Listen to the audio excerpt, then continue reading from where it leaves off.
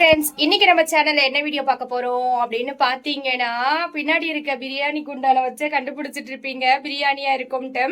ஆனா அதுதான் கிடையாது, பிரியாணி இல்ல, குஸ்காங்க.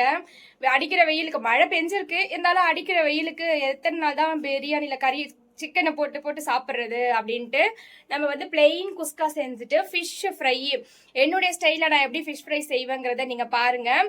நான் வந்து என்னென்னலாம் மசாலா ஆட் பண்ணுவேன் அப்படிங்கிறதையும் நான் உங்களுக்கு வந்து கண்டிப்பாக காட்டுறேன்.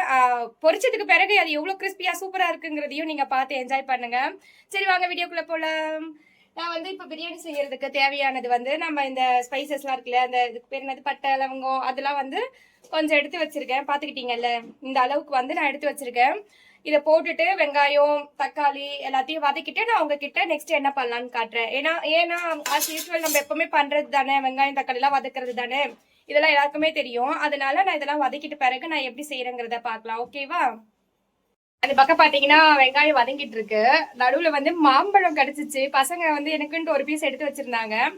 எனக்கு வந்து மாம்பழத்தை வந்து அப்படி தோலோட சாப்பிட்றதா ரொம்ப சூப்பரா இருக்குங்க. தோலோட சாப்பிடதான் ரொம்ப பிடிக்கும். யாருக்கெல்லாம் வந்து தோலோட மாம்பழம் சாப்பிட பிடிக்கும்ன்றத சொல்லுங்க. நான் பார்த்து கொஞ்சம் பேருக்கு தான் பிடிச்சிருக்கு. நிறைய பேர் தோல் இல்லாம தான் வெறும் பழத்தை மட்டும் சாப்பிட்டு தூக்கி போட்டுடுறாங்க. எனக்கு அந்த தோலோட கடிச்சு சாப்பிட அவ்வளோ பிடிக்கும். யாருக்கெல்லாம் பிடிக்கும் அப்படிங்கிறதையும் கமெண்ட்ஸ்ல சொல்லுங்க. சரி, நாங்க நீங்களும் எடுத்துக்கோங்க. ஒரு வாய் கடிச்சிட்டு இந்த பக்கம் எடுத்துக்கோங்க. நான் சாப்பிட்டுட்டு இதெல்லாம் வதங்கினதுக்கு பிறகு காட்டுறேன்.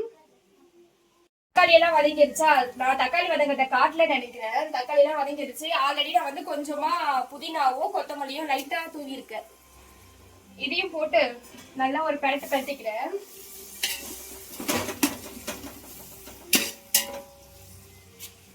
இது லைட்டா வதங்கிட்டோம்.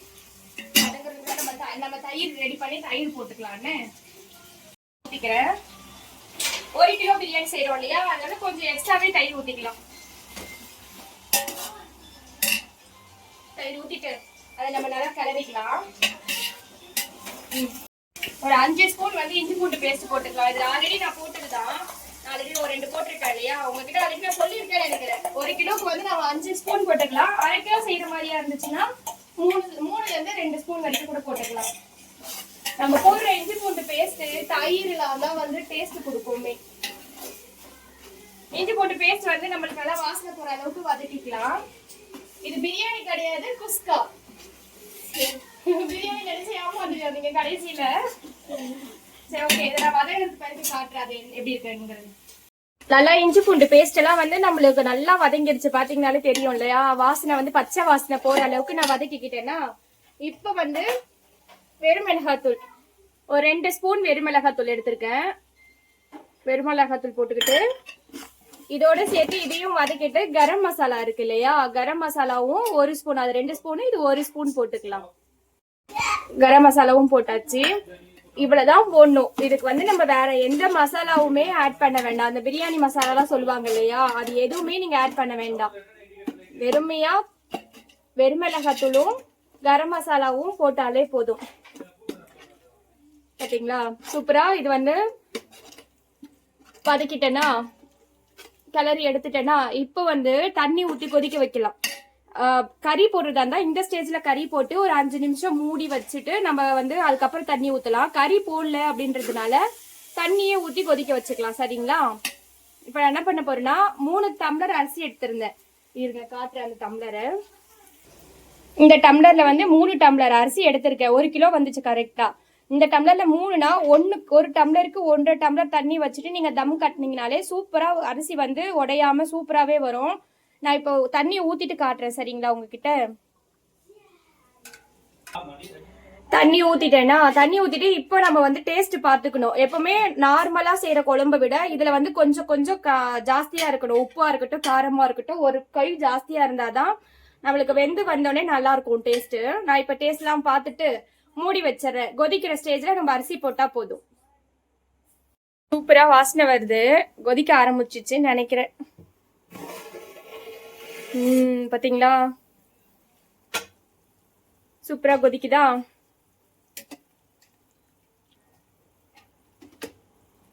கொதிக்கிற இந்த டைம்ல தான் நம்ம வந்து அரிசி போட்டுக்கலாம். நல்லாவே வாசனை வருது. நம்ம சிக்கனே போடாமலே சூப்பரா பிரியாணி வாசனை வருதுங்க. அரிசி போட்டுடுறேன் நான் இதுல. அரிசி ஃபுல்லாக போட்டேன். அரிசி போட்டுட்டு லைட்டாக கிளறி விட்டுக்கலாம். ஏன்னா இப்போ கிளறினா தான் கிளற முடியும். அதுக்கப்புறம் சாதம் வெந்துருச்சுன்னா நம்மளால கிளற முடியாது. போட்டுட்டு கிளறி விட்டுட்டு கொஞ்ச நேரம் இதுக்கப்புறம் தான் வந்து நம்ம இதை பார்த்துக்கிட்டே இருக்கணும். கொஞ்ச நேரத்துக்கு கொஞ்ச நேரம் வந்து மூடி போட்டு மூடிட்டு திறந்துக்கிட்டு வச்சிருக்கணும். ஒரு 5 மினிட்ஸ்க்குள்ள வந்து மூடியே வேகட்டும். அதுக்கப்புறம் வந்து நம்ம திறந்து விடலாம். ஓகேங்களா? எனக்கு தெரிஞ்சு லைட்டா வெந்திருக்கும்னு நினைக்கிறேன். அப்பா சரியான போகுங்க. பாத்தீங்களா, நம்ம ஊத்துன தண்ணி இல்ல சாதமும் ஒரு 3/4 பங்குக்கு வந்து வெந்திருக்கு. இந்த டைம்ல நம்ம வந்து தம் வச்சோம், தம் கட்டணும்னா சூப்பரா சாதம் வந்து பலன்னு ஆயிடும். தம் கட்டுறது எப்படி அப்படின்னா, நான் வந்து ஒரு தோசைக்கல் வச்சிருக்கேன். நல்லா பெரிய தோசைக்கல்லா இருக்கும். அந்த தோசைக்கல்லை வந்து அடியில வச்சுட்டு இதை தூக்கி மேல வச்சுட்டு இதுக்கு மேல வெயிட்டா தண்ணி குண்டா இருக்கு என்கிட்ட. அந்த தண்ணி குண்டான வச்சிட்டேன்னா ஒரு 20 நிமிஷம் அப்படியே வச்சிட்டோம்னு வச்சுக்கோங்களேன், சூப்பரா தம் கட்டி ரெடி ஆயிடும். நான் வச்சுட்டு காட்டுறேன் உங்களுக்கு. இந்த கல் தான் நான் சொன்னேன். எவ்வளவு பெருசா இருக்கு பாத்தீங்களா? நான் டபரா சைஸ்ல இருக்கு. என்னடா இப்படி இருக்குன்னு பாக்காதீங்க. இது நம்ம இந்த மாதிரி ஓப்பனா வச்சு வேற எதுக்கும் யூஸ் பண்ண மாட்டேன் இல்லையா, அதனால இது இப்படி ஆயிடுச்சு. நான் வெறும் இந்த மாதிரி இப்ப தம் கட்டுறதுக்கு மட்டும் தான் இந்த தோசைக்கல் யூஸ் பண்ணுவேன். வேற எதுக்குமே இதை யூஸ் பண்ண மாட்டோம். இது மேலதான் நான் டபரா வச்சு தம் ரெடி பண்றது.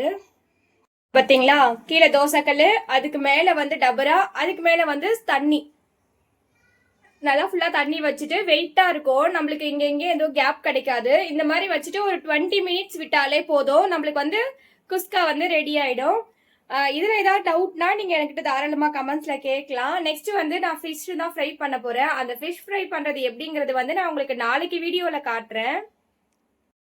தம்ல இருந்து நான் அடுப்புல இருந்து எடுத்துட்டு வந்து சாப்பிட்றதுக்கும் வச்சுட்டேன். இப்ப பாத்தீங்களா, நான் இன்னும் கிளறவே இல்லை. சூப்பராகவே இருக்கு பாருங்க சாதம் எல்லாம். பாத்தீங்களா, பிரியாணி மாதிரியே இருக்கும்.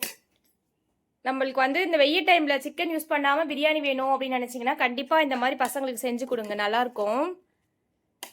நல்லா குஸ்கா செஞ்சுட்டு அதுக்கு தொட்டுக்கிறதுக்கு பாத்தீங்களா இதெல்லாம் செஞ்சு வச்சாச்சு. நாங்க இது நிறைய டைம் சாப்பிட்டதுனால எங்களுக்கு இதோடைய டேஸ்ட் தெரியும். இருங்க நான் ஃப்ரெண்ட்ல வந்து பேசுறேன். இதோட டேஸ்ட் எங்களுக்கு நல்லாவே தெரியும். உண்மையாவே சூப்பரா இருக்கும். இல்லடா பிரியாணி மாதிரி தானே இருக்கும். உண்மை சொல்லு. அவங்க வெயிட் பண்ணிக்கிட்டு இருக்காங்க சாப்பிடுறதுக்கு, டைம் ஆயிடுச்சுன்ட்டு.